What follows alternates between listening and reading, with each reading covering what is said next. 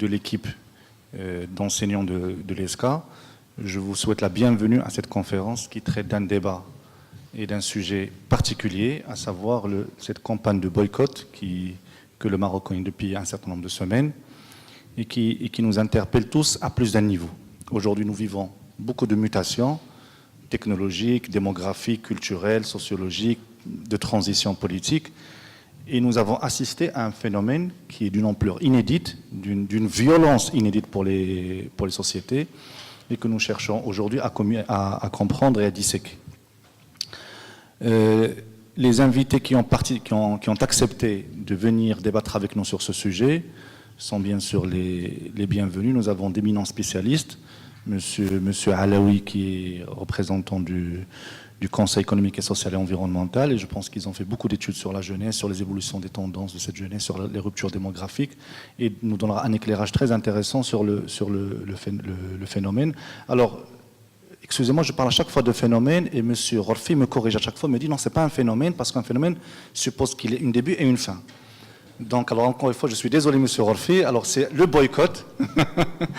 Et donc, ce glissement sémantique n'est pas de ma faute. Hein. Donc, je parle du boycott en tant que transformation numérique de la société et en tant que transformation encore plus profonde qui est en train de redéfinir les relations entre producteurs et consommateurs. Alors, nous avons M. Rachir, qui est un sociologue et qui a écrit et qui a analysé le boycott. Il a livré des études assez intéressantes sur le sujet, et nous avons deux spécialistes de la communication digitale qui nous permettent de comprendre ce nouveau mode de communication face auquel les entreprises sont un peu désarmées. Alors il y a monsieur Douib et monsieur Subti. Alors sans plus tarder, je vais leur donner la parole et je voudrais commencer par monsieur Rachir, si vous le permettez. Une question très simple. Comment ça se fait qu'on n'ait rien vu venir face à ce phénomène? Qu'on n'ait rien vu venir par rapport à ce phénomène?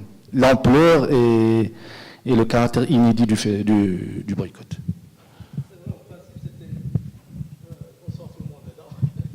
C'est vrai que c'était une...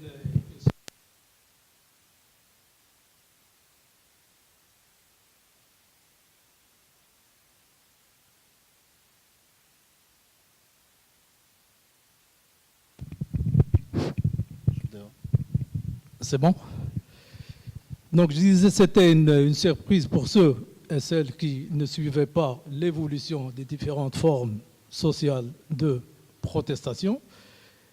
Mais pour moi, ce n'était pas une surprise parce que tout simplement, j'avais dans un ouvrage que j'ai publié en 2016 où je parlais justement, qui est intitulé « La société contre l'État, les mouvements sociaux et stratégies de la rue au Maroc ». C'est pour dire tout simplement cette absence d'intermédiation sociale de plus en plus importante.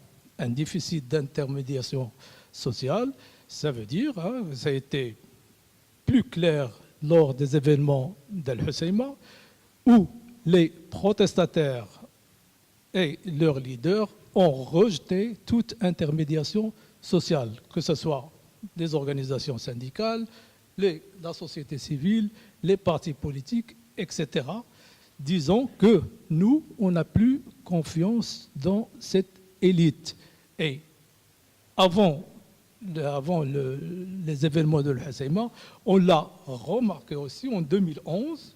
Je vais pas remonter un peu plus loin parce qu'on n'a pas le temps, mais en 2011, il y avait déjà chez les jeunes ce déficit de confiance par rapport à l'élite nationale, par rapport à l'élite, que ce soit syndicale, que ce soit associative, etc.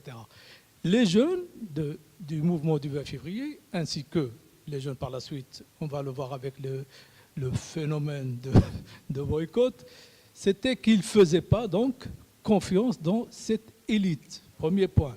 Le deuxième point, c'est que les jeunes ne cherchaient pas à avoir, donc couper cette tradition de zaïm, du leader. Nous, on va s'organiser et on n'a pas besoin de leader. Le zaïm, on le voit dans le mouvement social du boycott, le zaïm n'existe pas et on n'en veut pas. Les Facebookiens ne veulent pas d'un zaïm. Ils sont là, comme c'était le mouvement du 20 février. On ne veut pas de zaïm. Quand un communiqué il est adressé à la presse, c'est une réunion collégiale entre et tout le monde a la parole pour s'exprimer et pour sortir finalement un communiqué pour la presse. Donc, pas de leader, pas d'intermédiation sociale. Et troisièmement, c'est qu'on voulait les jeunes, ça c'est aussi important que de le voir quand on fait cette évolution des formes sociales de protestation, c'est on ne veut pas d'idéologie, pour résumer.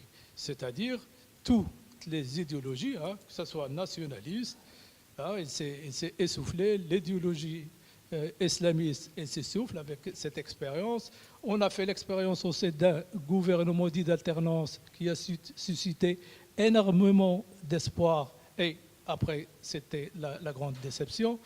Une grande déception aussi, et le phénomène de boycott le montre, c'est en 2000, disons le nouveau Rennes, il a exprimé énormément d'espoir sur la jeunesse et ça a été une déception. En 2011, encore une nouvelle fois, une nouvelle étape, un nouvel espoir et qui a été aussi déçu par cette idéologie, disons, des partis islamistes, disons, du PJD. Donc, à chaque fois, il y a des espoirs et des attentes qui ont été formulées et à chaque fois, il y a une déception. D'où, donc, ce déficit de confiance par rapport à l'élite politique et ce déficit de confiance, parce que, bon, je n'ai pas le temps de développer beaucoup d'idées, mais je vais essayer d'être rapide, c'est qu'on est, la société marocaine, elle est soumise à énormément de changements depuis, ça fait maintenant une vingtaine d'années. Je donne juste pas des critères, mais des indices. C'est en 1994, on était 4 millions d'habitants, 4 millions de Marocains qui habitaient les villes, qui habitaient l'urbain. 1994, 2004, pardon, l'avant-dernier recensement national de l'habitat, on était 16 millions. C'est-à-dire en 20 ans, les habitants de la ville ont doublé. Maintenant, on est à 16 millions d'habitants d'après donc, le recensement de 2014. Donc il y a ce phénomène de l'urbanisation. On est de plus en plus, je ne vais pas dire citadins, mais des habitants de la ville, parce que plus la ville grandit, plus, disait l'autre, plus moins on a de citadins, mais ça c'est un autre problème. D'autres indices, c'est que nous vivons dans une société d'individus. C'est fini cette société traditionnelle, cette société, et les différentes enquêtes que nous avons menées, l'avant-dernière c'était l'enquête de l'IRES, de l'Institut royal des études stratégiques, à laquelle j'ai participé entre 2009 et 2012, et qui nous donne énormément d'informations. Je ne sais pas si les données des enquêtes sont actuellement, parce qu'à chaque fois ils sont sur Internet, puis après, tellement il y a des données très, très sensibles qu'on les enlève des réseaux sociaux. Donc, pour dire qu'une société d'individus où on fait l'éloge de l'individu. Pourquoi on fait cet éloge de l'individu? D'abord, il y a l'écologie, ce qu'on appelle l'écologie urbaine, c'est-à-dire les grandes villes, il impose des contraintes, il impose des valeurs, c'est-à-dire donc l'individu et la démographie nous renseigne aussi sur ces nouvelles valeurs qui ont permis l'émergence, j'allais dire même l'éloge de l'individu. C'est-à-dire, si je prends un exemple, au Maroc, en 1961 par exemple, je reviens toujours au recensement national de la population et de l'habitat, on remarque que la moyenne, c'était 7,2 par femme, par tranche de femme, c'est le taux de fécondité, 7,1. Donc on faisait à l'époque énormément d'enfants, d'une manière naturelle, et en 2014, le dernier recensement, il nous donne la moyenne de 2,1 enfants par femme. Ça veut dire que les Marocains ils font moins d'enfants, c'est ce qu'on appelle la transition démographique et non pas démocratique. Donc cette transition démocratique, il impose des valeurs, c'est-à-dire l'individu, l'enfant, c'est plus l'enfant d'autrefois. On a un enfant, maintenant on fait tout pour assurer son éducation parce qu'on a 2 enfants, maximum 3. Et donc l'individu, il prend de l'importance. Une société donc d'individus, comme je l'ai dit tout à l'heure, donc l'enquête de l'IRES, il nous montre aussi, pas seulement ce déficit de confiance par rapport à une élite, mais le déficit de confiance par rapport à son voisin. Donc nous avons fait aussi dans le cadre de cette enquête de grande ampleur de l'IRES, essayer donc d'évaluer, de voir la nature des relations de voisinage entre les Marocains.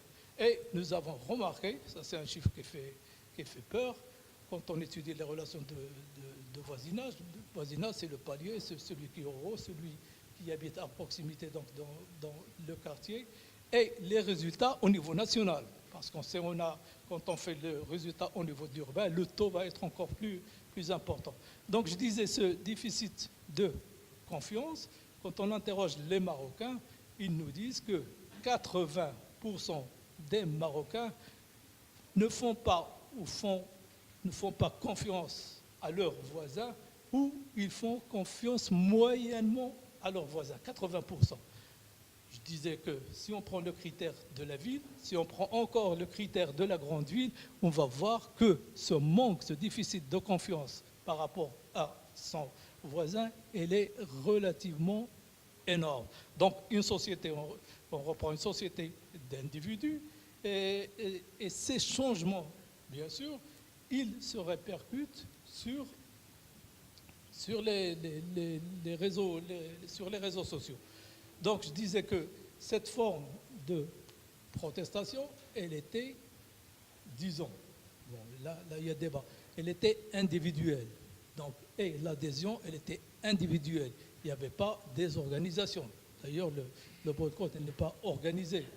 Bon, on a certainement des doutes parce que quand on parle du boycott, il faut, ça, je l'ai dit à plusieurs reprises dans mes entretiens, il y a des professionnels de la protestation, même dans le boycott. Il y a des gens qui sont dédiés à investir donc les réseaux sociaux, c'est ce qu'on appelle les milices. Ils sont là, 300 personnes, 400 personnes, 500 personnes. À chaque fois, c'est eux qui commentent et commentent rapidement l'événement. Et quand les Facebookiens lisent le commentaire, ils lisent bien sûr les 10 premiers commentaires, le dernier, et on voit toujours les mêmes commentaires avec des faux comptes, etc., avec de la manipulation des vidéos, etc., etc. Donc, je ne vais pas tarder, j'espère que j'aurai l'occasion de parler de tout ça. Merci. Merci pour cet éclairage sociologique où on apprend beaucoup de choses, la fin du zaïm, l'État contre la rue, on ne veut plus d'idéologie, les mutations profondes de la société, l'urbanisation, l'individualisation. Donc tout ça, ce sont des tendances de fond qui nous permettent de comprendre un petit peu la genèse du phénomène. Maintenant, si on veut essayer d'analyser le phénomène lui-même, c'est-à-dire qu'est-ce qui s'est passé, comment ça s'est déroulé, quelles sont les leçons à tirer, et je m'adresse à M. Alaoui en tant que membre du Conseil économique et social, vous qui faites beaucoup d'études sur l'économie, la société, la démographie. Comment vous pouvez lire ce phénomène et comment vous pouvez le décrypter?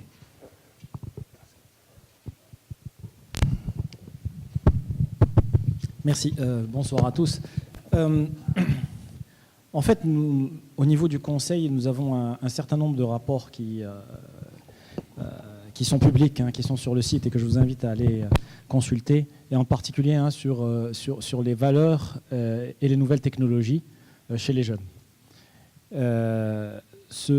Pendant l'étude qui a conduit à ce rapport, on s'est posé la question, pour une fois, non pas combien est-ce qu'il y a de jeunes sur Facebook et qu'est-ce qu'ils y font d'un point de vue commercial, mais qu'est-ce qu'ils en pensent et quelles sont leurs limites et comment ils se comportent. Et, alors, il y a énormément d'informations. Il y a donc une étude qui a été faite. Il y a une deuxième étude dont les chiffres vont être publiés en septembre, en collaboration d'ailleurs avec la NRT, qui est beaucoup plus précise, mais qui donne des informations assez intéressantes. Je vais vous donner juste deux ou trois informations. Ce qui est le plus étonnant en termes de comportement, c'est quand on demande aux jeunes est-ce que vous avez des limites lorsque vous êtes sur les réseaux, la moitié d'entre eux n'en a pas. C'est une moyenne générale, la moitié ne se donne pas de limites. Et dans l'ordre, la première limite qui arrive, disons environnement social, là, mon collègue pourra mieux vous expliquer, mais la première limite qu'il se donne est une limite religieuse. Bon, ça, à la limite, on se dit c'est un peu normal vu la société aujourd'hui, comment elle se comporte. Mais ce qui, à mon sens, est assez inquiétant, c'est que la dernière limite qu'ils se donnent est la limite du droit. Donc, en fait, ils estiment quelque part qu'ils n'ont pas à respecter le droit une fois qu'ils sont sur les réseaux et qu'ils sont derrière un cache. Sinon, il y a... je vais rejoindre ce qu'a dit Sierra Cheikh, c'est que, en fait, c'est un petit peu c'est naturel que l'on voit ce qui se produit aujourd'hui. C'est-à-dire que le problème, ce n'était pas est-ce que ça va se produire ou est-ce qu'on va y réfléchir, c'est quand est-ce que ça va se produire. Le fait que ça se soit produit cette année, ça aurait pu se produire l'année dernière, ça aurait pu se produire l'année prochaine. Mais c'était évident. D'ailleurs, de ce point de vue, j'ai un constat. Il y a deux éléments lorsque l'on travaille sur lesquels on insiste énormément au niveau du langage. C'est le mot virtuel et le temps des verbes. Le temps des verbes. Je vais vous expliquer, par exemple, le titre ici. La société est-elle en marche? Quand on pose cette question, on a déjà 25 ans de retard. Parce que ce n'est pas la transformation numérique est-elle en marche, c'est l'avons-nous raté, que n'avons-nous pas vu, mais elle n'est pas en marche. Si vous mettez la transformation de la société, c'est un autre débat. Mais à partir du moment où vous mettez le numérique, dès qu'il y a eu l'apparition des réseaux sociaux, il y a eu une transformation évidente de la société parce que les canaux de communication et la façon de communiquer a changé. Il y a les spécialistes de la communication, je suppose, qui reviendront là-dessus. Mais ça, c'est le premier élément. Il ne faut jamais, jamais, jamais parler au passé ou au présent. Enfin, au présent ou au futur quand on parle de phénomènes qui sont passés. Parce que déjà, ça dénote un état d'esprit. Et ça, c'est quelque chose que je constate au Maroc de manière systématique quand on voit les responsables, qu'ils soient au niveau entrepreneurial ou au niveau de l'État. On a toujours, l'avenir, c'est le commerce électronique. Je suis désolé, on est un pays du tourisme et les 2/3 du tourisme mondial sont électroniques. Donc aujourd'hui, quelqu'un qui va acheter son billet d'avion dans une agence, c'est l'exception, ce n'est pas l'inverse. Or, nos responsables, y compris le ministre du Tourisme, nous disent que l'avenir est au tourisme électronique. Donc ça, c'est important. Ensuite, il y a le virtuel. Alors le virtuel, là, on est en plein dedans. Je ne comprends pas qu'on parle encore de monde virtuel alors que Danone est en train de perdre de l'argent. Est-ce que c'est de l'argent virtuel qu'ils ont perdu? Je ne sais pas. Mais en tout cas, il n'y a pas de virtualité, c'est la réalité. Donc ce sont ces deux éléments qui, intellectuellement, font que prenez n'importe quel responsable, d'ailleurs que ça soit, y compris lors de cette crise. Y compris lors de cette crise, les gens continuent à parler de monde virtuel, ils continuent à parler de l'avenir, etc., alors qu'on est en plein dedans. Il y a quelque chose qui va pas. Il y a quelque chose qui ne va pas. Alors, ce qu'on a remarqué aussi, et là, vous pouvez reprendre là aussi des rapports du Conseil, hein, je défends quand même un peu ma maison, des rapports d'il y a 6-7 ans, dans lesquels on insiste sur le fait que le canal de communication privilégié avec la jeunesse, c'est le canal électronique. On vient de faire un rapport qui a été présenté la semaine dernière, c'est ça, c'était la semaine dernière, sur les contenus culturels et les médias. Et en fait, les médias, tous les médias normaux, on s'en fout. Parce que si vous prenez les contenus culturels, vous prenez un artiste marocain, le plus connu, le plus célèbre sur YouTube, il a 620 millions de vues. Et là, on a eu un débat là-dessus. C'est 620 millions de vues. La télévision marocaine, le maximum qu'on a trouvé comme données publiques sur les 5 dernières années, c'est 4 millions de spectateurs en simultané pour un feuilleton turc. Il n'y a pas les statistiques de la Coupe du Monde qui faussent tout au niveau du sport, mais le sport est à part, puisque c'est du direct. Mais si on prend tout le reste, donc on est réellement, alors c'est pour reprendre ce qu'il ne faut pas dire, on est dans le monde virtuel, mais en fait c'est l'inverse. C'est que tout ce qui se passe sur les réseaux, c'est la réalité. Ce qui se passe à la télévision, dans les journaux, c'est pas la réalité. C'est la réalité des plus de 45 ans, qui sont au Maroc une minorité absolue, puisque le dernier recensement, je n'ai pas les chiffres en tête comme mes collègues, le dernier recensement remonte. Donc c'est un petit peu ça qu'on essaye de faire passer comme message. Et je vous assure que si vous voyez les rapports, quel que soit d'ailleurs le sujet que l'on traite au niveau du Conseil, systématiquement, il y a toujours une recommandation sur diffuser l'information de manière importante sur les réseaux sociaux. Alors, aujourd'hui, quand on voit un petit peu ce qui s'est passé, on se rend compte qu'on est désarmé. C'est-à-dire que les structures traditionnelles, qu'est-ce qu'ils font ? Ils font un communiqué à la map. Qui c'est qui va le lire ? On fait un communiqué à la télévision. Qui c'est qui regarde la télévision ? Donc, il y a un vrai problème de compréhension des modes de communication qui sont utilisés aujourd'hui. C'est vraiment le passage du tam-tam au télégraphe. On continue à faire des messages au tam-tam alors que le télégraphe diffuse beaucoup plus rapidement. Et on est en retard. Donc c'est pour ça que je voulais insister sur le temps du verbe. Pour moi, c'est quelque chose de fondamental que j'essaie de ramener systématiquement.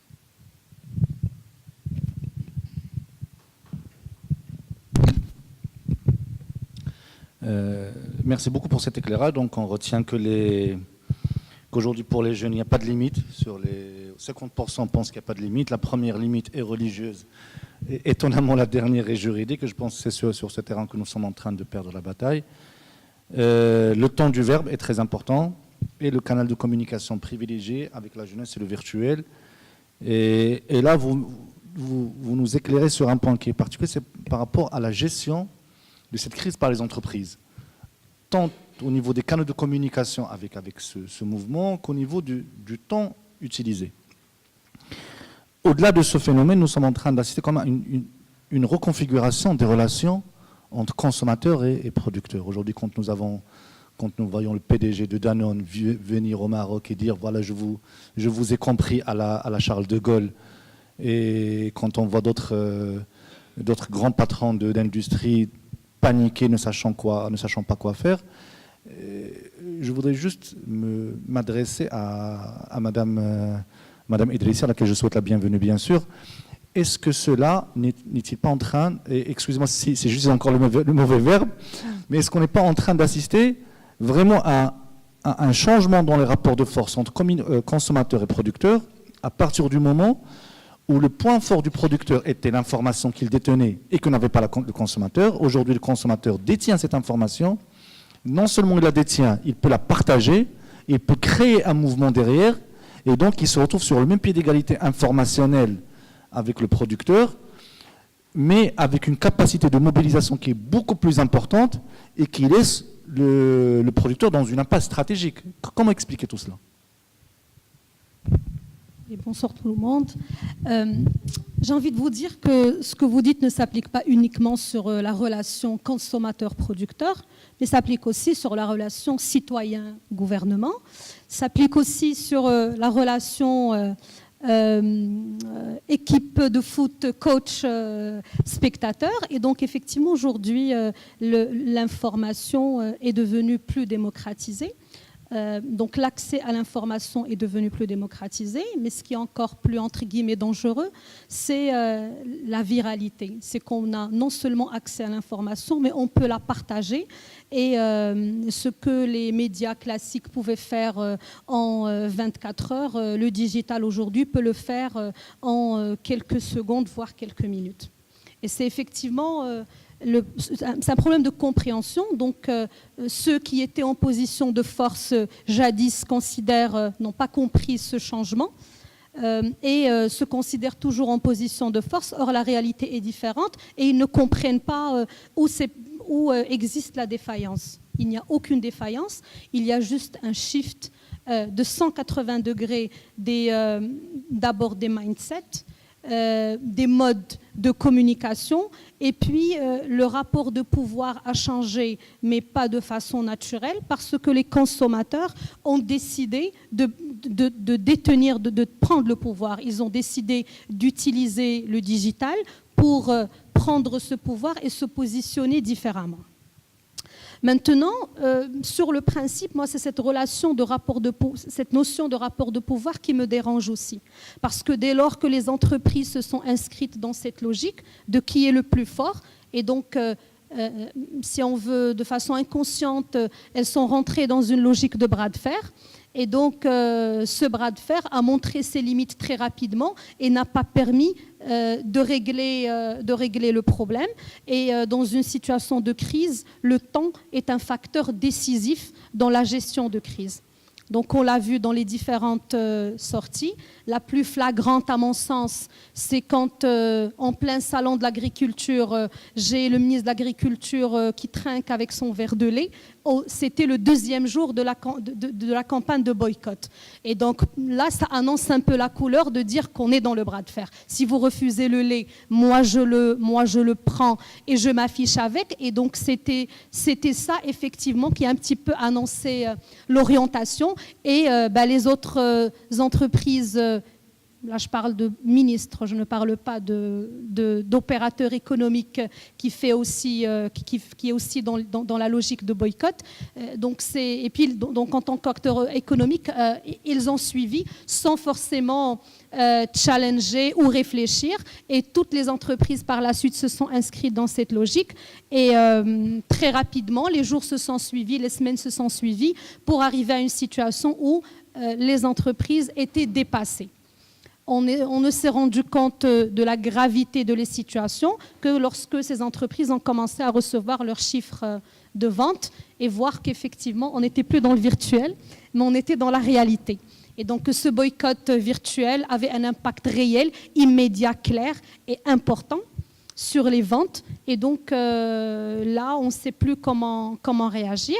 Et forcément, quand on ne sait plus comment réagir, quand on n'est pas préparé, quand on n'a jamais préparé un scénario de communication de crise quand on n'est pas en crise, c'est-à-dire quand on est bien, quand on a les idées claires, quand on a suffisamment de recul, en général, les décisions prises in situ ne sont pas les bonnes ou ont beaucoup de chances de ne pas être les bonnes. Et donc, on s'engouffre encore plus dans des sorties médiatiques non calculées, dans des déclarations pas forcément les bonnes.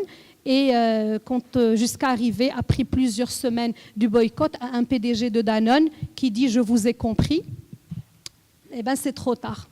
Vous nous avez compris, c'est bien, mais c'est un peu trop tard parce que d'abord c'est le facteur temps, mais finalement je ne suis pas sûre que vous avez compris ce qu'il faut comprendre. Si vous avez compris que c'est une question de prix et donc vous voulez refaire votre pricing, on vous a dit que ce n'est pas uniquement une question de prix, c'est aussi une question de qualité du produit.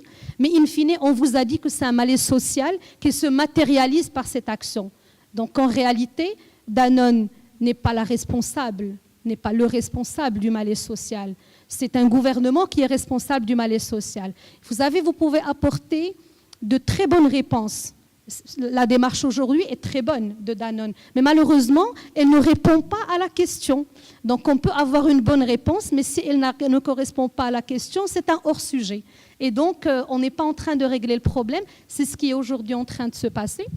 Donc pour récapituler un peu, il y a une incompréhension. Donc les entreprises n'ont pas compris que depuis 10 ans minimum, la donne a complètement changé. On est passé effectivement d'un fournisseur d'information, fournisseur unique de l'information, où on était dans une situation, on était les seuls à diffuser ce qu'on voulait, de la façon qu'on voulait, à travers les canaux qu'on voulait, et donc on maîtrise, à une situation où on ne maîtrise plus rien en réalité, parce qu'il n'y a plus de canaux officiels de communication ou de porte-parole officiel de l'entreprise. Toute personne qui travaille au sein de l'entreprise peut tourner une vidéo et la partager, peut faire un live, peut faire un post Facebook, et donc l'information peut être diffusée de façon non contrôlée. Donc ils n'ont pas compris cela. Deuxièmement, ils n'ont pas compris la portée du digital.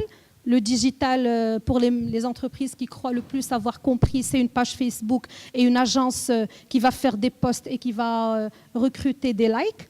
Or, ce n'est pas du tout ça. Et puis, aucune compréhension de la nécessité de scénarios de communication de crise. Et puis, on a aussi nos managers, la majorité de nos managers ont cette fâcheuse habitude de ne pas se faire accompagner par des spécialistes. Et donc, on est encore dans la logique dont on sait tout faire. Et or, personne ne peut savoir ou prétendre à savoir tout faire. Donc, et puis, le métier de la communication reste quand même très mal compris dans notre pays. On ne fait pas forcément la différence entre communication, marketing, relations publiques et tout ce qui gravite autour. Or, c'est des métiers qui sont complètement différents. Le facteur temps aussi, avec le digital, la notion du temps a complètement changé. Et donc, effectivement, on n'est plus dans la logique d'envoyer un communiqué de presse à la map et attendre, attendre les bouclages des quotidiens, puis des hebdomadaires, puis des mensuels. Et on sait quand l'information va tomber plus ou moins. C'est de l'instantané. Dernier élément, c'est le canal que j'utilise. Je me demande comment est-ce qu'on peut répondre par un communiqué de presse à une action qui a été lancée exclusivement sur les réseaux sociaux. Et donc là, ça montre tout, ça résume un peu tout. On vous parle, c'est une population qui vous parle à travers un canal, et c'est ce canal qui a permis au mouvement de prendre, et vous n'arrivez pas à comprendre qu'il faut utiliser le même canal, le même langage, le même ton, pour répondre à cette situation. Et donc, ça crée une situation pratiquement de chaos où l'entreprise ne sait plus où en donner la tête. Il y a eu beaucoup d'exemples par le passé d'entreprises qui ont été face à des situations de boycott. Et seules celles qui étaient d'abord préparées et qui avaient toujours prévu dans leur plan une situation de boycott. Et si demain on nous boycottait, qu'est-ce qu'on pouvait faire ? Le dernier point que je voudrais aborder, c'est qu'une entreprise comme Danone, pour ne citer que cet exemple, est une entreprise qui est très engagée dans ce qu'on appelle la RSE. Donc c'est une entreprise qui effectivement investit beaucoup d'argent auprès des éleveurs pour les accompagner à se développer et à évoluer, se structurer. C'est une entreprise qui fait énormément d'opérations dans des écoles, dans des crèches et donc en général dans des écoles publiques au profit d'enfants de la classe moyenne, voire de CSP inférieur. Et la question que j'aimerais poser aujourd'hui, c'est pourquoi est-ce que toutes ces actions, tous ces investissements, toutes ces actions de RSE n'ont pas pu prémunir cette entreprise contre un effet très important du boycott. Pourquoi ces gens-là ne se sont pas constitués en ambassadeurs de la marque ? Pourquoi ces gens-là n'ont pas défendu la marque et n'ont pas mouillé la chemise pour dire que si cette entreprise nous apporte de la valeur ajoutée, si elle le fait en réalité, eh bien aujourd'hui, nous voulons un petit peu rendre l'ascenseur et agir en médiateur, agir en personne, en témoin. Et donc c'est aussi une question à laquelle ces entreprises sont amenées à répondre, à mon sens. Très bien, merci beaucoup pour cet éclairage qui nous renvoie un petit peu à la manière avec laquelle les entreprises ont pu gérer cette crise. Alors, en vous écoutant, je n'ai pas pu m'empêcher de penser à Cambridge Analytica et au scandale. Et on a vu comment est-ce que des entreprises ont pu, en récupérant les données de la population américaine sur les réseaux sociaux, orienter le vote d'une manière ou d'une autre. Et c'est là où on se rend compte de la dangerosité de tels canaux. C'est qu'aujourd'hui, ceux qui pensent choisir, finalement, peuvent être guidés si la personne a, comme vous avez dit, madame, et je vous remercie, a le bon canal, a la bonne technologie, notamment le big data pour analyser de grandes quantités, et sait communiquer le message pour orienter votre décision, alors que vous pensez être maître de cette décision. Et donc là, on a vu les milices, on les recrutait pour acheter des likes et autres, et donc ça oriente d'une manière ou d'une autre le mouvement. Et on a vu que le mouvement avait commencé d'une manière assez timide, et j'ai vu une étude récemment, où au fur et à mesure des sorties des responsables, que ce soit politiques ou d'entreprise, le mouvement prenait de l'ampleur. C'est à la limite, si seulement, excusez-moi, si seulement ils se taisaient, on aurait peut-être pu gérer ça autrement.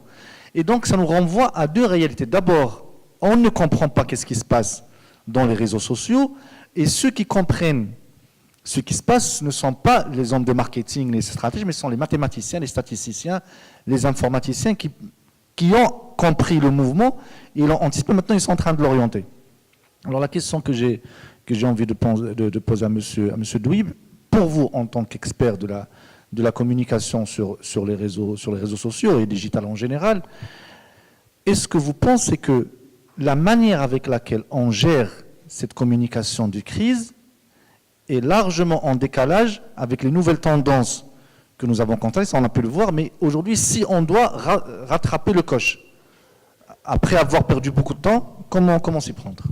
Je rectifie, je ne suis pas un spécialiste de la communication digitale, je suis un spécialiste du contenu et du contenu. Donc ma porte d'entrée pour analyser tout ça, c'est le contenu. Juste, si tu permets, je reviens juste à ta première question. Le fait qu'on n'a pas pu rien vu venir, je rebondis un petit peu sur notre ami sociologue. En fait, les entreprises étaient dans une zone de confort. Je pars sur la partie digitale, je pense qu'on était avec en face des communautés maîtrisables, gérables. Aujourd'hui, ce phénomène-là a eu l'effet d'une secousse et c'est sûr que tout le monde n'a pas pu venir le choc. Pourquoi? Techniquement, parce que ces entreprises n'investissent pas dans des outils puissants. Il y a des outils puissants pour savoir ce qui se passe sur la partie digitale. Aujourd'hui, la plupart des entreprises, là je parle des choses techniques concrètes, la plupart des entreprises font de la pige digitale comme de la pige classique revue de presse. Remontez-moi des choses sur le Facebook, sur le Twitter, alors que ça ne sert absolument à rien. On ne peut pas avoir les foyers de tension, ni qui sont ces gens qui sont en train d'attaquer votre marque. Aujourd'hui, ces entreprises n'ont pas les outils qu'il faut pour pouvoir adresser une réponse, qui peut être efficace ou pas, mais en tout cas, il n'y a pas d'outils. Vous avez cité le cas de Cambridge Analytica.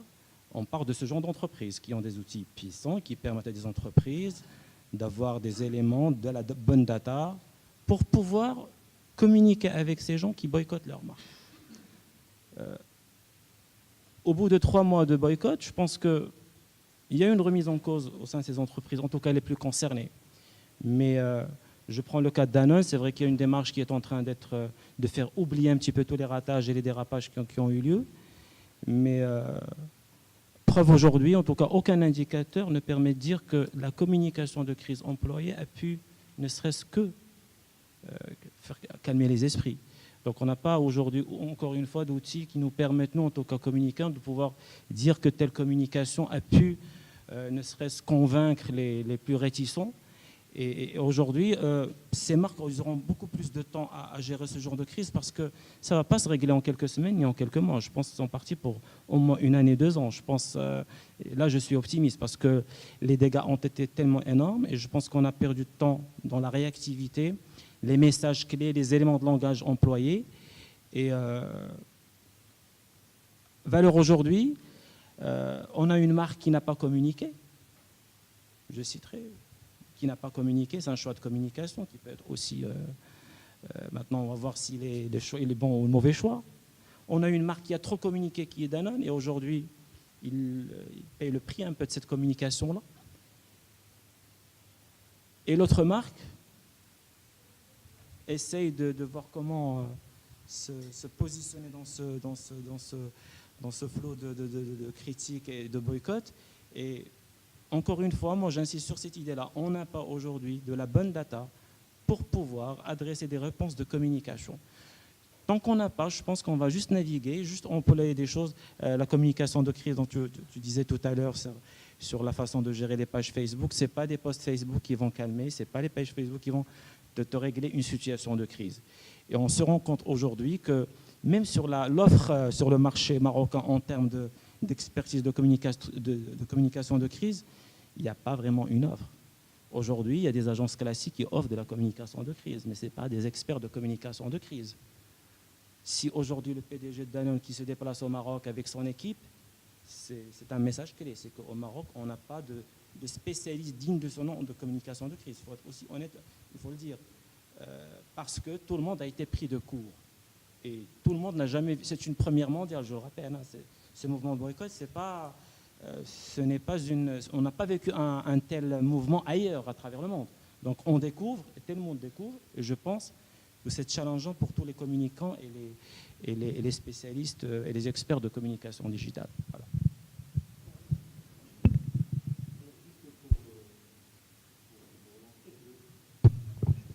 L'idée que vous avez avancée qui peut faire peur, qui fait vraiment faire peur, c'est que vous dites que ça peut durer une année, au moins.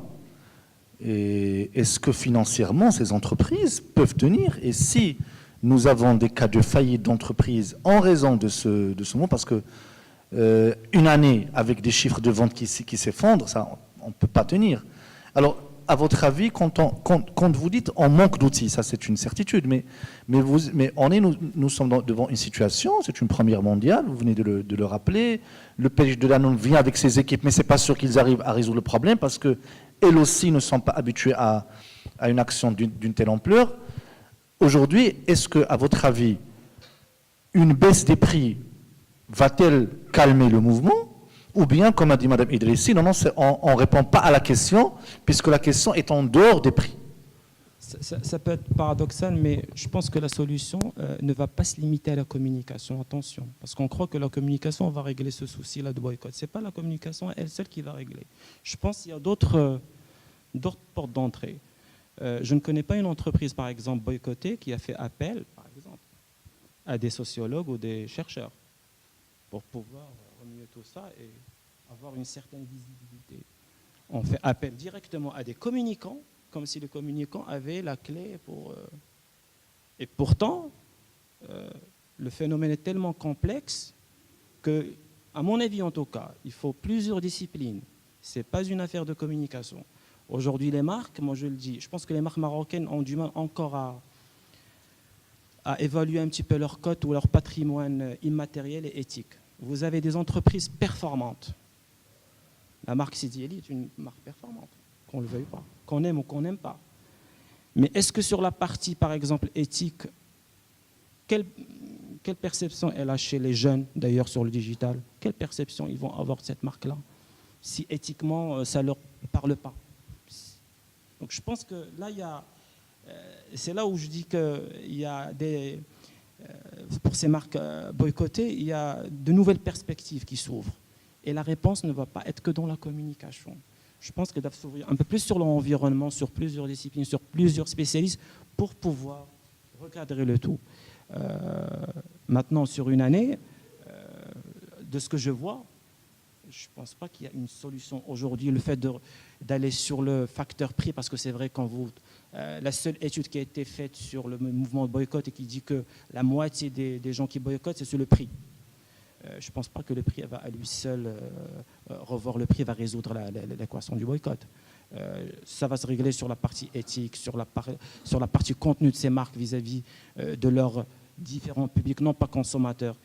Et c'est là où je pense c'est challengeant pour le communicant, dont d'autres spécialistes, bien évidemment. Juste avant de donner la parole à M. Septi, je voudrais juste interpeller Mme Idrissi.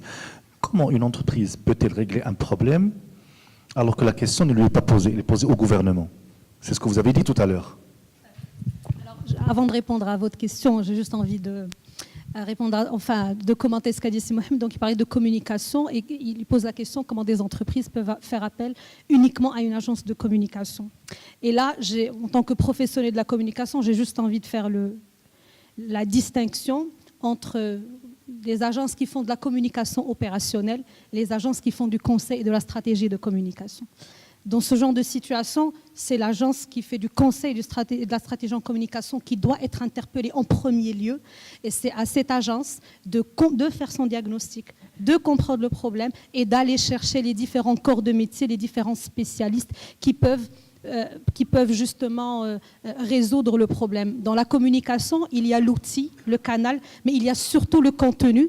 Et donc ce contenu, l'agence est censée conseiller et maîtriser les canaux à utiliser, la formulation, le message, mais le contenu doit être fourni par les spécialistes en effet. Donc quelque part, je suis un peu effectivement ton raisonnement, mais le point de départ doit être l'agence conseil en communication parce que le problème est venu d'une initiative basée sur un outil de communication et sur un réseau.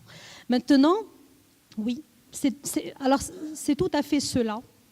Et moi, la question que je poserai, c'est pourquoi est-ce que Centrale Danone, aujourd'hui Danone, c'est les seuls qui sont en train de s'exprimer. Et ce n'est pas Centrale Danone qui s'exprime, c'est Danone qui s'exprime. Donc c'est la marque française, c'est le CEO Danone qui vient. Et donc ça aussi, ça a son message, si on veut dire. Donc c'est la marque qui se sont aussi engagés et qui se sont interpellés. En effet, il s'agit d'un malaise social qui a été très clairement exprimé et qui s'est manifesté à travers les différentes réactions. On baisse le prix pendant le mois de Ramadan et on fait une initiative de Agent Salho et on vous dit, bon, ben, finalement, vous savez, on a bien réfléchi, ce n'est pas une question de prix, c'est une question de qualité de produit. Et avec un petit peu d'intelligence, on comprendra que ce n'est ni le prix, ni la qualité, mais c'est autre chose que les Marocains sont en train de s'exprimer. Les Marocains ont trouvé dans ce boycott une cause qui les unifie, en l'absence de vraie cause qui les a unifiés depuis un moment. Ils ont trouvé en ce Facebook, dans le digital, un moyen safe, sûr, de pouvoir mener des actions qui leur permet de faire entendre sa voix, qui leur permet de se sentir à plusieurs, parce que la grande force aujourd'hui d'un réseau social comme Facebook, c'est d'amplifier la position. C'est-à-dire que j'exprime mon avis, mais si je l'exprime chez moi à la maison ou même dans un cercle restreint d'amis, on sera 10, 20 à être au courant. Mais si je l'écris sur Facebook, c'est minimum, enfin c'est mes amis qui vont avoir accès. Les amis sur Facebook se comptent en plusieurs centaines, voire quelques milliers. Il suffit d'un partage pour que les amis de mes amis le sachent. Et donc, c'est ce pouvoir d'amplification de la voix.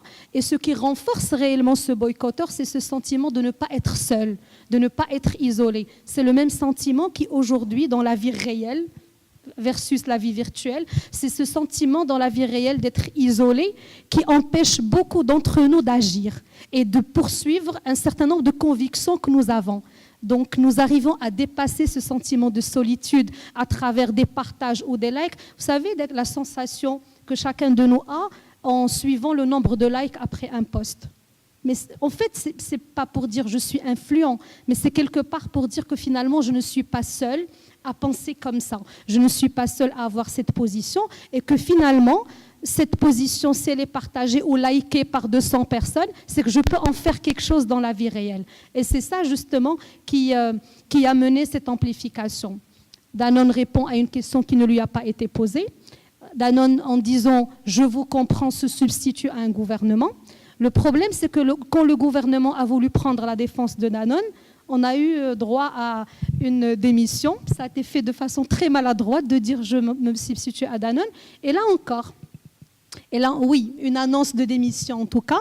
Et là encore, c'est le gouvernement qui n'est pas du tout prêt à gérer des situations de crise, des situations dans lesquelles il est en parfaite position pour venir agir. J'ai 3 grandes entreprises du pays qui emploient beaucoup de personnes et où il y a un danger sur les emplois, sans parler de la vente de produits parce que là n'est pas le sujet. Qu'est-ce que nous avons apporté comme solution à ces entreprises? La question de ce que j'apporte comme solution aux citoyens est très différente. Mais qu'est-ce que ce gouvernement est capable d'apporter comme solution à des entreprises qui sont en train de souffrir et qui risquent effectivement de faire des licenciements? On en a déjà vu. Eh bien, rien. Et donc là, c'est là où on peut vraiment mettre le doigt sur l'origine de ce malaise qui a entraîné cette situation. Alors, quand on voit un petit peu le cycle de ce boycott, alors au début on a commencé par sous-estimer, ensuite on a attaqué, on a traité les Marocains de traîtres à la nation, ou bien d'étourdis. Ensuite, le mouvement s'amplifiant, on a calmé le jeu, venez on se agit Salho.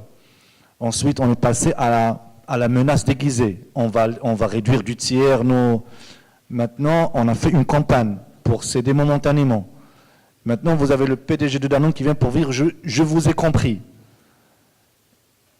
Et quand on analyse ça, l'élément que ces entreprises ont raté, c'est qu'ils n'ont pas fait attention que le temps peut faire en sorte que ça se transforme d'une campagne, enfin, d'un boycott à une habitude et qu'on oublie de consommer ces produits. Maintenant, même si demain on veut revenir à la situation initiale, il y a des gens qui ont perdu le réflexe de consommer ces produits. Et c'est là où on est interpellé par rapport à ce mouvement. Est-ce qu'aujourd'hui, vous pensez qu'à travers les différentes actions qui ont été menées par le gouvernement qui se substitue à Danone et Danone qui se substitue au gouvernement, on est en train d'alimenter le mouvement au lieu de le calmer? Merci. Combien d'entre vous ont une assurance habitation? Alors, je vois 5-6 mains se lever. C'est exactement le problème qu'ont eu les entreprises. Elles n'avaient pas d'assurance habitation, le voisin du dessus a eu une fuite, il s'est inondé chez eux et ils n'étaient pas préparés pour gérer la fuite. C'est exactement la situation qui s'est présentée. Parmi ces entreprises qui sont boycottées, il y en a une qui m'a consulté à 3 reprises pour des questions de e-réputation. La même boîte m'a consulté à 3 reprises. J'ai répondu les 2 premières fois. Avec sincérité, on y allait franchement, on a fait une proposition qui était, à notre niveau, on l'a trouvée très bonne. Et ils ont trouvé ça trop cher. La 2e fois, ils nous ont consultés, on a poussé notre réflexion encore plus loin, on a mis un prix qui était comparable, ils ont encore trouvé ça trop cher. La 3e fois, quand ils m'ont consulté, je leur dis, écoutez, vous allez trouver ça trop cher, donc c'est pas la peine qu'on réponde. Et ce qu'on leur a dit, c'est que le jour où vous arriverez à avoir votre fuite d'eau, vous trouverez que votre assurance, elle n'était pas si chère que ça finalement. Et donc le problème du manque de préparation, c'est quelque part, ça rejoint un peu ce que disait Alaoui tout à l'heure, c'est si vous avez moins de 45 ans aujourd'hui, vous avez plus de 45 ans aujourd'hui, c'est compliqué de comprendre les phénomènes dans lesquels on est aujourd'hui. Et je suis assez épaté que quelqu'un d'entre vous, qui avait manifestement plus de 45 ans, vous compreniez si bien ces phénomènes-là. Et aujourd'hui, le problème, c'est que ces entreprises-là sont toutes gérées par des gens qui ont plus de 45 ans et ceux qui sont en âge de prendre des décisions n'ont pas intégré à quel point nous sommes dans un phénomène de fond. Je vais arriver à votre question tout de suite. Aujourd'hui, il y a 18 millions de smartphones au Maroc, c'est-à-dire que 2 tiers des Marocains ont accès à Internet, 2 tiers des Marocains ont un smartphone et 2 tiers des Marocains utilisent Internet de manière quotidienne pour échanger les uns avec les autres. Ça veut dire qu'aujourd'hui, toute relation, quelle qu'elle soit, est désintermédiée. Nous parlons directement. Nous, on a une façon de parler, on parle des ruptures du digital. La principale rupture du digital est la désintermédiation des relations des gens les uns avec les autres et des marques vers les gens et même des politiques vers les personnes. Quelle politique aujourd'hui? Combien y a-t-il de personnages politiques qui sont vraiment présents sur les réseaux sociaux? Il n'y en a pas, ou quasiment pas. Il y avait Ela Ben Kiran, mais qui a arrêté. Il y a aujourd'hui Etman Ferdaous qui le fait de manière personnelle et qui le fait de manière active. Et puis il y en a certains qui font ça, qui ont donné ça à des personnes qui font ça de manière assez impersonnelle et qui donc n'a strictement aucun impact et aucun intérêt et que personne ne suit. Et donc ça montre qu'aujourd'hui, les gens n'ont pas compris ce phénomène qu'est Internet et à quel point c'est une lame de fond qui va risquer d'emporter toute une génération. Et j'ai envie de dire, excusez-moi, M. Alaoui, je vous interpelle une 2e fois, combien de membres du Conseil économique, social et environnemental ont moins de 45 ans? Combien de membres du gouvernement ont moins de 45 ans? Aujourd'hui, les gens qui nous dirigent, les gens qui prennent la dynamique, ne sont pas dans cette majorité qui jadis était silencieuse et qui aujourd'hui est actrice et qui ne sont pas aujourd'hui au centre de décision et qui sont en mesure d'influer sur les choses. J'arrive à votre question. On est dans une situation de marché. Le marché a horreur du vide. Il y a des marques qui sont boycottées. Je suis arrivé un peu en avance. Alors moi, quand je passe dans les journaux, à la radio, on me dit souvent, Smaël, tu as l'habitude de raconter des anecdotes. Alors je ne vais pas manquer à mes habitudes. Je vais vous raconter une anecdote qui, pas plus tard qu'il y a 1 heure, je suis allé au café qui est en bas de la rue. Je suis arrivé en avant, je suis allé au café en bas de la rue. J'ai pris un café et on m'a donné une bouteille d'eau d'une marque internationale. J'ai interpellé le cafetier, je lui ai dit, mais je ne comprends pas que tu me donnes ça, c'est haram. Enfin, dans mon quart de donner une marque internationale dans ce pays, de ramener un produit où quand on dépense 1,50 dirham pour acheter cette bouteille, il y a 1 dirham qui sort du pays, qui va à l'étranger, alors qu'on a plein de marques locales. Il me répond, on ne peut pas la prendre. Alors du coup, on a été obligé de prendre celle-là. Ben oui, ces marques-là, toutes les marques sont en train de prendre des parts de marché. Et donc, la question que vous me posez, c'est est-ce que les gens vont perdre l'habitude? Ben en fait, ce café-là a pris l'habitude d'acheter notre marque. Et donc, même si demain, le phénomène de boycott va baisser, eh ben, il va falloir que les gens reprennent l'habitude d'acheter ces marques qu'ils ont perdu l'habitude d'acheter. Vous avez changé de station-service, donc vous avez perdu l'habitude d'aller à la station qui était en bas de chez vous, et vous avez pris l'habitude et vous avez rencontré Omar, le très sympathique pompiste de la station d'à côté, et vous allez avoir du mal à changer de pompiste, etc. Donc, oui, il y a ce phénomène-là purement commercial, là pour le coup qui n'a rien de boycott, qui est, ben en fait, on a changé nos habitudes de consommation. Et donc ça, par contre, là pour le coup, on est dans une vraie problématique de communication et marketing et qu'il va falloir travailler sur le long terme. Et quand tu parles d'un an, je te trouve hyper optimiste. Tu es hyper optimiste, c'est-à-dire qu'aujourd'hui, ces marques-là, il faut qu'elles se préparent à ce que ça soit elles vont devoir reconquérir les marchés qu'elles ont aujourd'hui perdus. Et je vais vous raconter une deuxième anecdote. Vous posiez la question tout à l'heure de pourquoi ce boycott, où est-ce qu'on en est, etc. aujourd'hui. Khadija disait tout à l'heure, aujourd'hui, Internet a permis à tout le monde de devenir acteur de la société civile. Toutes les relations se sont désintermédiées. Vous avez parlé tout à l'heure de la désintermédiation des problématiques sociales. Les partis politiques, bon, plus personne ne leur fait confiance. Les syndicats, quand ils vont manifester le 1er mai, ils sont 1000 personnes à tout casser, à se retrouver tous ensemble avec le même beau t-shirt dans la rue, etc., pour défiler à Rabat, et on s'arrête là. Et grosso modo, nous n'avons plus, nous aujourd'hui, Marocains, qui avons envie d'être acteurs de notre société, ben des gens qui nous représentent et en qui on croit. Et donc, ce qui se passe, c'est que le citoyen moyen, et quand je dis ça, j'utilise volontairement, je veux dire, c'est le mot citoyen. Le mot citoyen est pour moi un mot extrêmement positif. Et ces gens-là, aujourd'hui, ont le sentiment de faire une action citoyenne. Ils ont le sentiment, et je pense sincère, de faire le bien au pays. Ils sont en train d'envoyer un énorme signal. Ouais, un grand warning, chauffe, il y a un problème. Et vous ne le voyez pas, et si vous ne le voyez pas, si vous croyez que c'est un problème de prix du lait ou de Sidi Ali, que de toute façon je ne consommais pas parce que je n'ai pas les moyens de l'acheter, c'est que vous vous foutez le droit dans l'œil jusqu'au coude. Le problème, il est beaucoup plus profond que ça. Et ce moyen de communication qu'il leur est donné, ce moyen d'action pour eux citoyenne, ce moyen d'action citoyenne non risqué, c'est très important ce que tu dis, Khadija, quand tu dis ils ne prennent pas de risques. Quand on voit ce qui se passe aujourd'hui, les gens ont envie d'agir, mais ils n'ont pas envie de prendre des risques. Ils savent de la société dans laquelle on vit. Et donc il y a cet élément-là. Et puis le dernier élément, ils ont l'impression de faire quelque chose de respectable. Ils ont l'impression d'être dans un mouvement qui les dépasse, d'être dans un mouvement où ils sont un acteur positif de la société, de faire bouger les choses. Et ben aujourd'hui, les marques qui sont attaquées, elles doivent montrer, le meilleur moyen qu'elles ont de sortir de la crise, c'est qu'elles doivent montrer qu'elles sont un acteur elles-mêmes de ce mouvement. Au lieu de dire, c'est pas « je vous ai compris », c'est au-delà de là, c'est « je suis ana ma'akoum ». C'est pas un tsalho, c'est ana ma'akoum. C'est-à-dire qu'aujourd'hui, quand vous parlez de baisser le prix, il ne faut pas dire que je baisse le prix pour lutter contre la... Non, j'ai compris il y a un mouvement social de personnes qui aujourd'hui ont des problématiques de pouvoir d'achat. Et ben les marques doivent montrer qu'elles sont acteurs de ce mouvement social. Et pour conclure, tout à l'heure, l'un d'entre vous parlait de Danone qui fait des dizaines d'actions toute l'année en permanence, etc. Le travail qu'ils font à destination des enfants, à destination des agriculteurs, etc., ben en fait, personne ne le sait.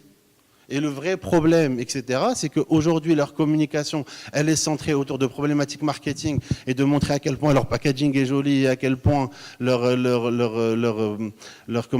à quel point ils ont innové dans la création de nouveaux produits, parce que c'est un marché qui est drivé par l'innovation. Donc, ils montrent le côté innovant, mais malheureusement, ben, c'est compliqué pour eux. C'est très compliqué pour une marque d'aller prendre un 4x3 ou une façade d'immeuble pour dire on donne des yaourts à des enfants. Ils ne peuvent pas le faire. C'est-à-dire que c'est tellement fake, c'est tellement faux que personne ne va le faire. Par contre, venir sur les réseaux sociaux et montrer une image d'enfant qui récupère les produits, qui se les partage, etc., un truc bien ficelé, bien fait, là je fais appel à Sim Mohamed qui peut vous faire un joli contenu bien fait et diffuser ça sur les réseaux sociaux, ça les marques peuvent le faire. Malheureusement, elles ne l'ont pas fait.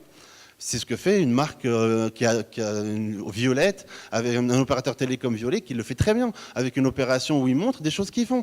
Et les gens le voient. Et là, pour le coup, eux, ils achètent les 4x3 et les gens le voient. Et ça veut dire que si demain, ils vont se faire attaquer, ils vont pouvoir ressortir ça. Ils vont avoir les ambassadeurs dont tu parlais tout à l'heure pour venir relayer ces actions qu'ils font. Et bien aujourd'hui, les marques, elles doivent se poser la question et se dire aujourd'hui, j'ai besoin d'avoir une stratégie de e-réputation. Et la e-réputation, c'est 3 choses. La première chose, c'est écouter. Les gens, aujourd'hui, ils écoutent d'une oreille. Ils écoutent uniquement les signaux forts. Et en réalité, le signal qui est important, ce n'est pas celui qui est fort, parce que tout le monde l'entend, celui-là. C'est le signal faible. C'est qu'est-ce que disent les gens, qu'est-ce que disent peu de personnes, et comment je peux l'écouter.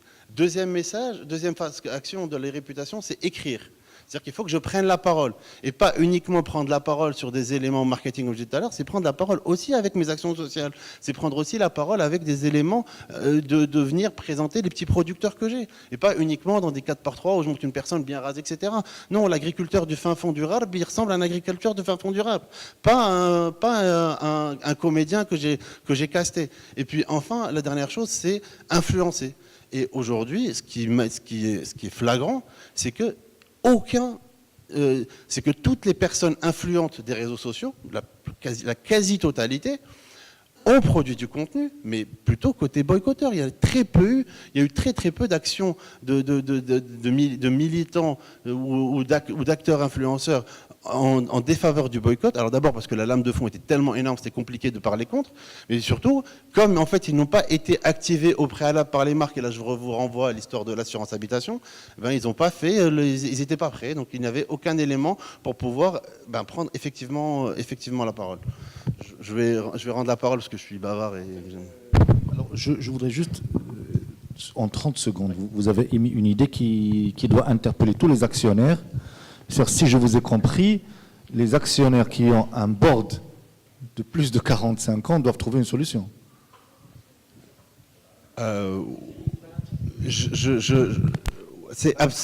Oui. Oui, aujourd'hui, il va falloir rajeunir tous les boards des boîtes. Aujourd'hui, il est indispensable qu'on fasse émerger les talents de la génération Y, de la génération X, etc., qui sont des gens qui sont connectés à la vie d'aujourd'hui, qui sont des gens qui sont nés avec les réseaux sociaux, qui sont des gens qui sont nés dans un monde digitalisé. Les autres, ils ne comprennent pas. Je vais vous donner un exemple, encore une fois une anecdote. Hier soir, j'ai payé les impôts de mon père parce que mon père a été contraint de devoir faire sa déclaration sur Internet. Pourtant, mon père, il est super geek, il est sur Twitter et tout, mais déclarer ses impôts sur Internet, c'était au-delà de ses capacités, il n'y arrivait pas.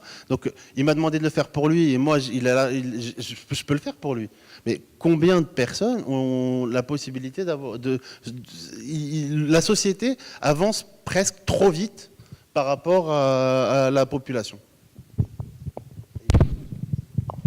Une dernière question pour M. Rachek et M. Alaoui. Alors, sans vouloir être ni optimiste ni pessimiste, est-ce que vous pensez qu'on va voir un autre mouvement ressuscité et sous quelle forme une fois que celui-là aurait fini d'une manière ou d'une autre?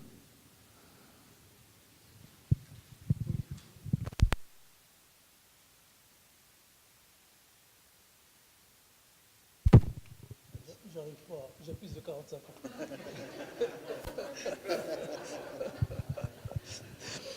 Donc, parce que c'est la deuxième fois que tu le fais, donc un peu de respect. Donc, qu'est-ce que je disais? Moi, je suis tenté de faire cette relation, elle est hasardeuse, je vais m'aventurer pour la première fois, de faire, si vous voulez, cette relation entre le boycott et le phénomène de l'émeute. L'émeute, le Maroc, elle a été marquée par ce phénomène d'émeute. C'est une expression collective, violente, meurtrière, tout ce que vous voulez. Et j'ai remarqué dans le livre qu'il y a ce processus de pacification des mouvements sociaux depuis 1965, la première émeute sanglante au Maroc. La décennie des années 80, ça a été marqué aussi par des émeutes sanglantes, 81, 84, 90, etc. Et là, il y a un déplacement, si vous voulez, mais pacifié, de ces mouvements sociaux vers le virtuel. Pourquoi vers le virtuel en grande partie? Parce que ces mouvements, on l'a remarqué, quand on voit les statistiques ou l'évolution des formes des protestations sociales au Maroc, c'était en 2005, 700 manifestations en moyenne par an, manifestations sitting. En 2005, le Maroc, il était heureux, il était content d'avoir 700. Là, on peut faire du marketing. Nous sommes un pays démocratique, nous avons la prise de la parole, nous avons les manifestations libres dans l'espace public, etc. Et de 700 manifestations en 2005, on est arrivé en 2008, 2009, 2010 à une moyenne de 15 000, 16 000, voire 20 000 manifestations et sittings par an. Ce qui fait une 56, si ma mémoire est bonne, 56 actions collectives dans l'espace public par jour. Donc 56, c'est énorme. Donc 20 000 manifestations seulement avec ce nouveau gouvernement, donc après 2011, le gouvernement mené par le PJD, on a remarqué qu'il y a une répression